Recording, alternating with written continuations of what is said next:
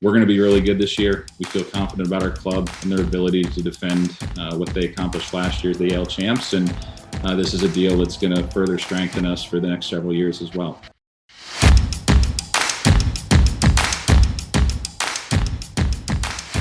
Welcome to Baseball Biz with our special RaysUp bonus edition.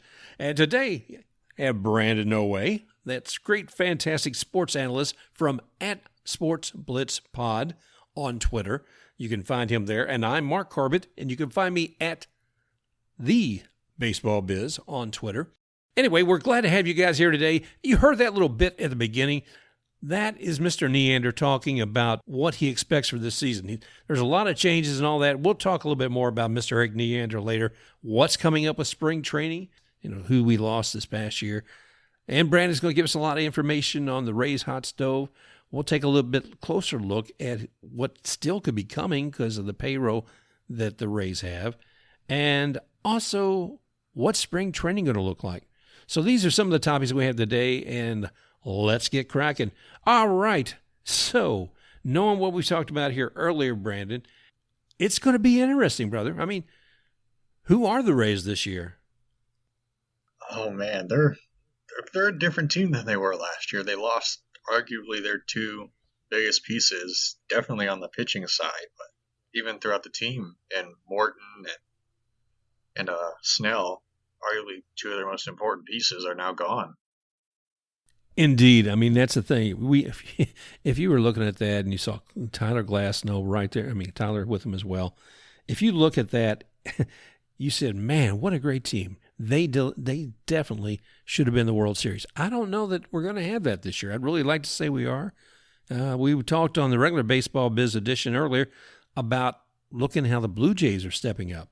It'll be curious to see how they do. We've seen in the AL East, too, how the Yankees, they've actually finally got DJ LeMahieu signed, and there's a few other positive actions they've taken. So I'm not sure with our losses how that'll play. And I know after Game 6, it was a letdown for all of us as fans, and certainly for Blake Snell. And here's a few words he had to say after the game. Cash is a hell of a manager. We can't take that away from him. I mean, if Nick gets out of the jam like he usually does and our bullpen holds it down like they usually do, no one's talking about it. So at the end of the day, I see both sides. But, I mean, just me and the way that, I felt that game and what he was able to see during that game, I don't want to be taken out of that game. I mean, I don't like being taken out of any game, honestly. And for the most part, me and Cash, I'm a side with him because I know how good of a manager he is. Now, that's Blake when he's probably at his best. He's recognizing that Kevin Cash is the manager and that by analytics he's making the decisions that he's thinking are best for the team. But, Brandon, I think after Blake had a chance to think about it a little bit more and distance himself from that game and actually distance himself from the team, now moving to the Padres, being with our old Rays buddy Tommy Pham, it's going to be a whole different type of perspective. And here's a few words that Blake shared when he was talking with CC Sabathia on his podcast R2C2. Even like before the game, I'm like, I gotta go 9. Like we have Chuck the next day. Chuck in Game 7s. We're looking sexy here. Yeah. Chuck is gonna be on. So I'm like, I gotta get it to Chuck. And I know like our bullpen's taxed. So I know like I gotta go 9. And I'm fresh. Like I'm good.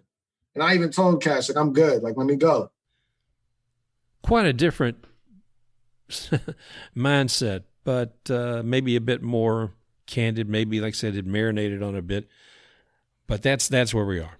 So we lost him. We lost Blake. And Brandon, Charlie Morton. My gosh, how could we let him go? I don't know, brother.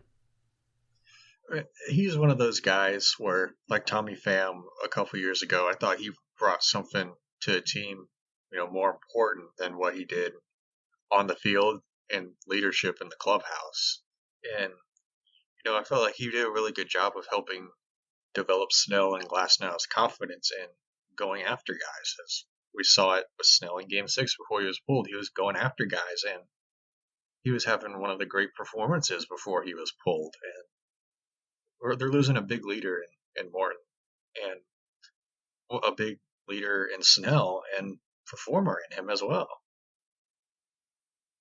No doubt, no doubt. And so, what are you going to do? I mean, what's been cooking? You know, I guess Kiermaier will be probably the most senior on the team, and certainly, I think at the moment, probably the highest salary player. But we can talk about that later. And maybe with a little bit more age with the team, he can offer something. I know if I look toward coaches and managers, I always think of people like Kyle Snyder as a leader, but I think they're looking for somebody as a captain on the team for that, and I'm not sure who that will be this year. Yeah, I'm not sure either. I think probably Kiermaier by, what's it called? Tenure? By default? Maybe By him. tenure? Yeah. Tenure, default, because he's been there the longest. Right. And, he's kind of been like the leader for a few years, He gives it his all, He's always pushing guys. And, sometimes that's to his detriment, giving it all, because he ends up hurting himself pretty often. But he's someone that, seems to go out there, leads by example, and helps push the guys to do the best they can. So maybe he will be a pretty good leader for the Rays. Yeah, I think he can be. I think what he brings to the game, the excitement, et cetera, is certainly a lot, and as from a fan. And I think people will respect him from that. I think Charlie Morton was probably at a higher level than probably 99.9% of people in baseball. But to try to get somebody with that kind of leadership again is going to be interesting. But I'm very happy we have Mr. Kiermaier. As far as the team, though, and we've got coming up this year, I'm looking at some excitement, we've got with G-Man. I'm glad to see Joey Wendell. We're going to talk about the hot stove here in a moment. But to me personally, those and people like Willie Damas, they're the folks who make that game not just exciting but personable too. How they do things, how they interact with the crowd and other players. All of those things are more than just, bat to ball. Yeah, they kind of seem like what we think baseball needs more of, where they go out there and they have fun with it instead of, being like, oh, respect the games of baseball or the unwritten rules, stuff like that. They go out there and they have fun with it. Well, thank you. I agree with that wholeheartedly. And I want to salute the Rays again for a fantastic 2020 season, for getting us to the World Series all the way to Game 6, and excellent, excellent work. And I don't think we'll ever be able to say enough about Margot and Rosarina as a couple of the guys anyway, who made a big difference. There was a lot going on, and it wasn't just a couple of people that made that success get as high and as well as it did to be the American League champs. That doesn't just happen. It takes a lot of good management, coaching, and a lot of players with heart and talent. And the Tampa Bay Rays certainly brought that in 2020. So looking to the forward future, well, tell me, Brandon, what's the hot stove in the Rays look like? Well, it's been relatively active, not as active as the MLB hot stove has been lately. But according to Mr. Lizzie of D-Rays Bay, there were 6 guys eligible for arbitration with the Rays. They settled with 4 of them, one of those being Tyler Glasnow at $4 million, Yonny Chirinos, even though he is out for the year with Tommy John, at $1.175, Joey Wendell at $2.25, and Manuel Margot at $3.4. And they will be going to arbitration with G-Man Choi. The Rays are putting up $1.85, and Choi is seeking $2.45. And Ryan Yarborough, he's going to arbitration hearing as well, with the Rays offering 2.3 and him seeking 3.1. And a little bit of rumor mills around the Rays. These come courtesy of Mark Topkin of the Times. That the Rays, they strongly pursued Kluber. They didn't get him as he went to the Yankees, but they are still considering a reunion with Chris Archer. I know everybody out there in Rays land will love that one. Yonny Chirinos, he had Tommy John last August, and he has started to play catch, and that's considered a really good sign, but he is still expected to miss this year with, the normal rehab time with Tommy John. And Brendan McKay, who had shoulder surgery, he is expected to play catch soon as well, which would give all a better idea of when his return would be.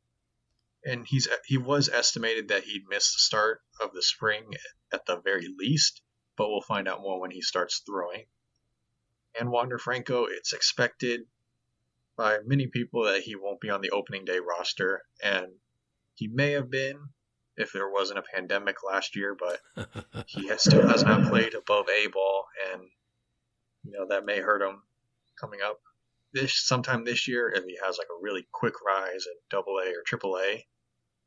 And it's looking more likely sometime in 2022 is when we'll see Wander Franco coming up. I hope it's sooner than that. I've been excited about this young man for a couple of years. I mean, I think he was even like top prospect and all that sort of thing. But he's exciting, man. Everything I hear about him. I believe he was playing in the offseason Dominican League, and they pulled him before the season was over.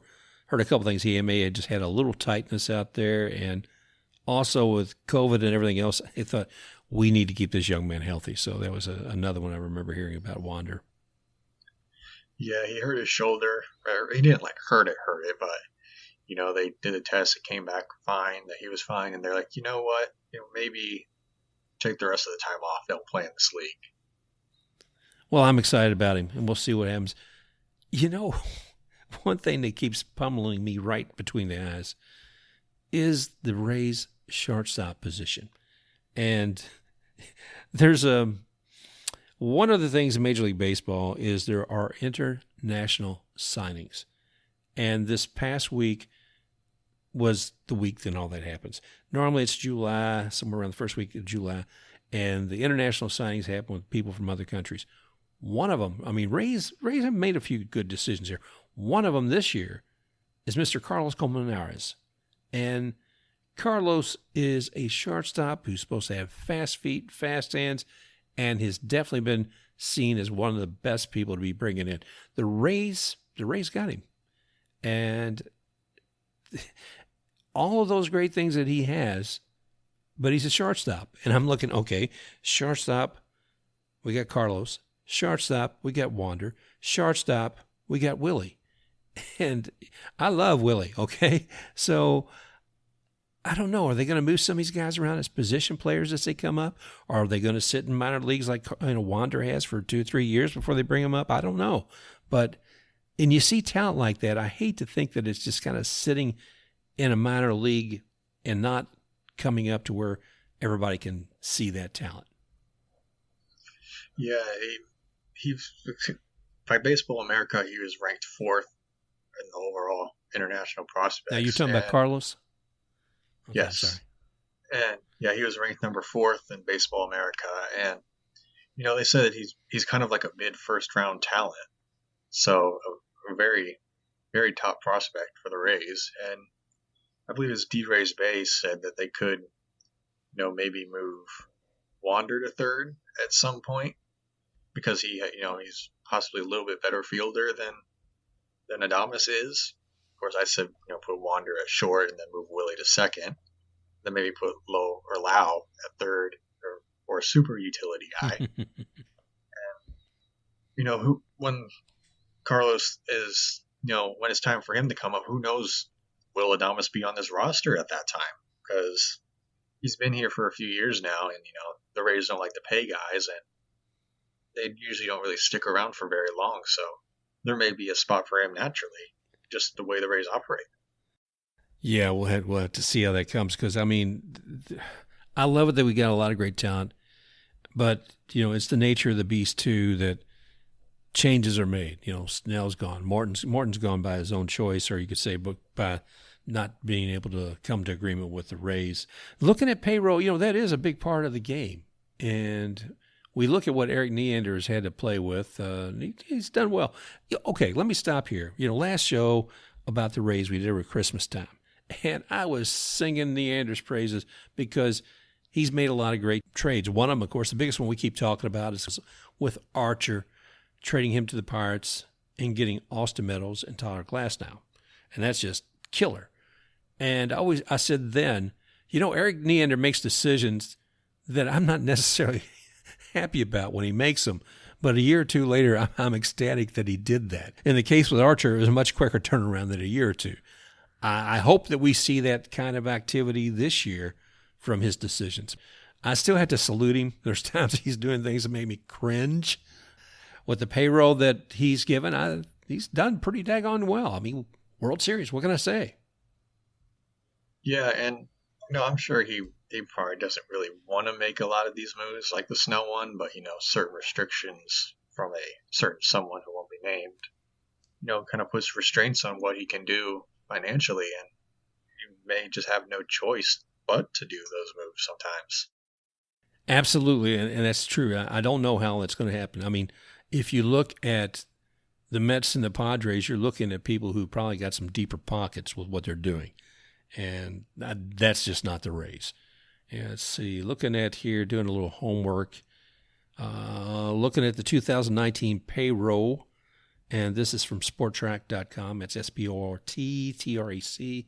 Anyway, they're showing that the 2019 payroll for the Rays, the total salary was originally $71.9 million, and adjusted salary was $64.178 million. Anyway, the changes are made, different things such as the retained salary.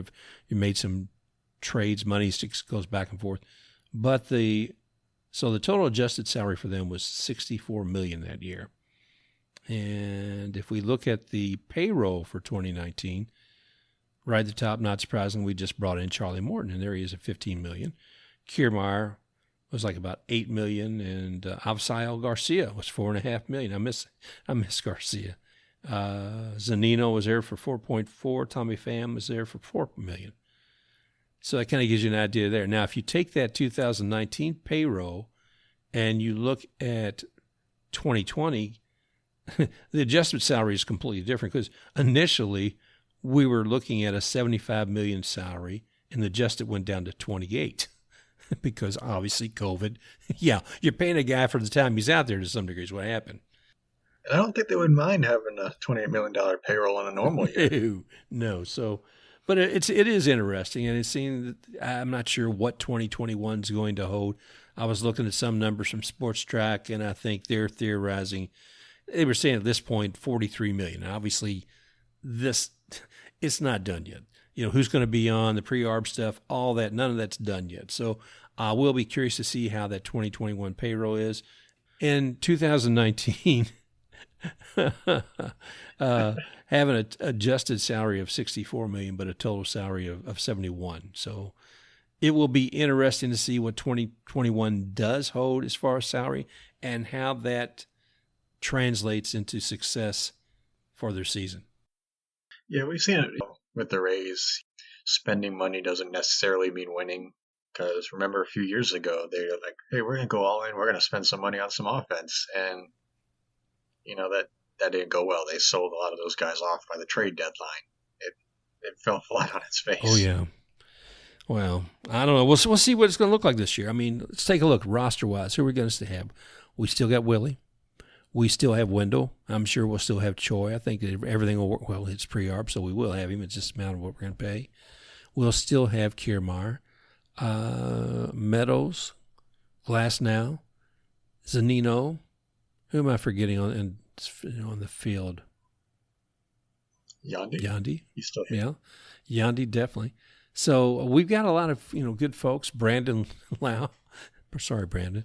I mean, he was definitely a big part of what we've done in the past. Margot and Lucky Boots Rosarina. I mean, these are some folks that are making a difference. The ones we won't see, of course, obviously Charlie Morton, Blake Snell, and a great player and reliever, Mr. Alvarado.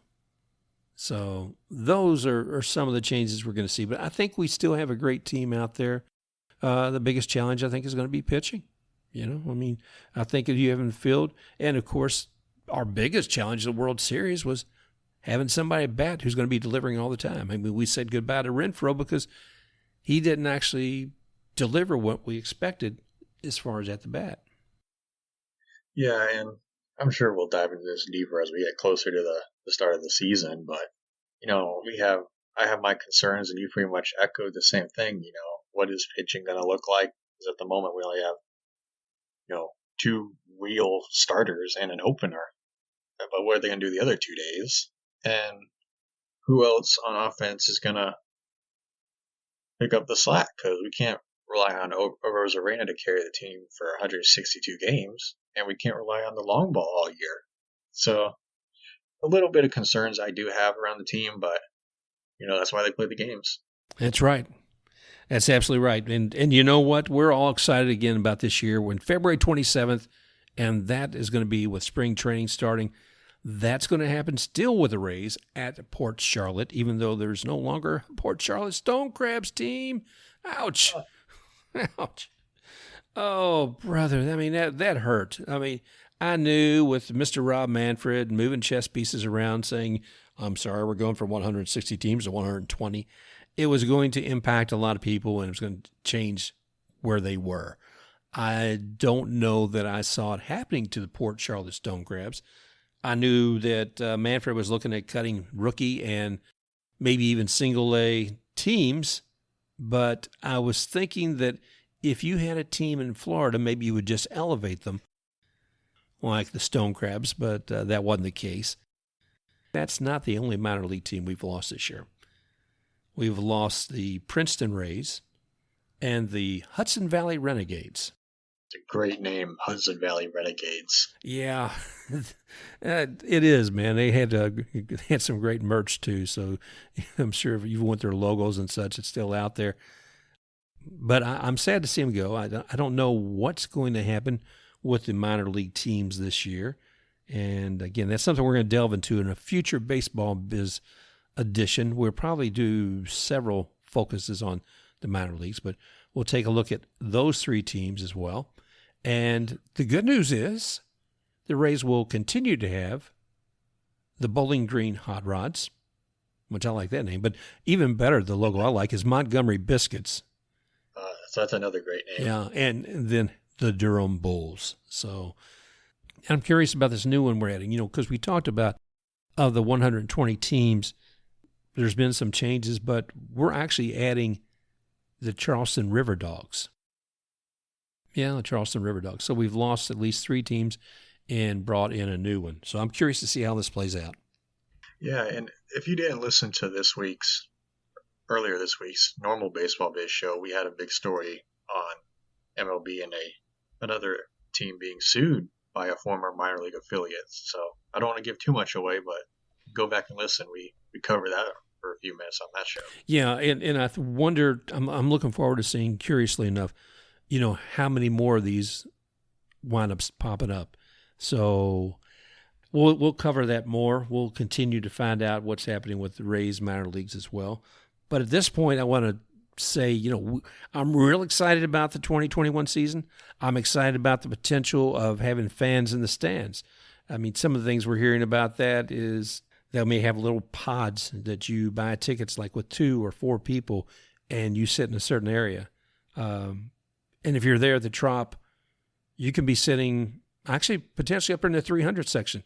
I was so sad to see that covered a couple of years ago. Concessions, I understand, are going to have to be handled a little differently, as you might well imagine. But Brandon, you and I were talking about the other day, you don't always have to buy food at the Trop. I mean, one of the rules, I don't think the Rays have changed this, is that you can bring your own food. I don't know about bottled such, but you can bring your own food to the stadium. And a lot of folks may have done that in the past, but maybe doing more of it now.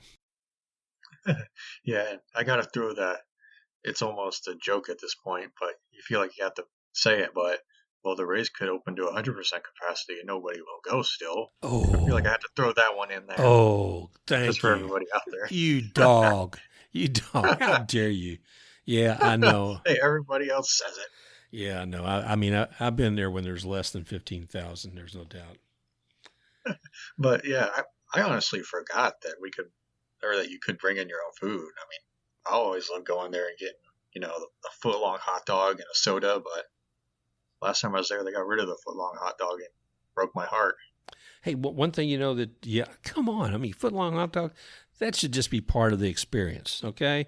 That, chili dogs, and everything else to boot. So I'll be curious to see what's on the menu and how they handle that as well. But I am excited about the idea of doing this, and we know that all the protocols and everything else may change, but that's some of the things we're hearing right now.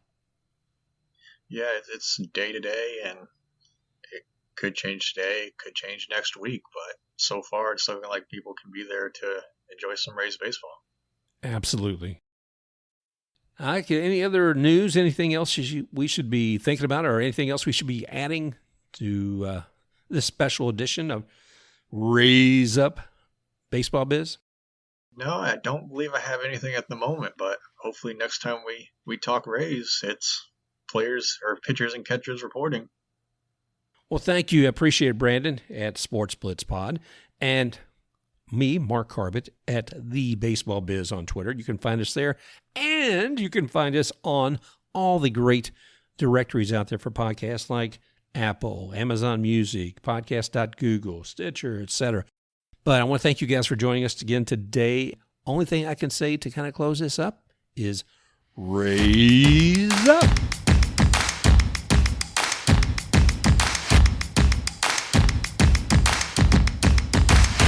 Special thanks to Scott Holmes for the music, Stomps and Claps.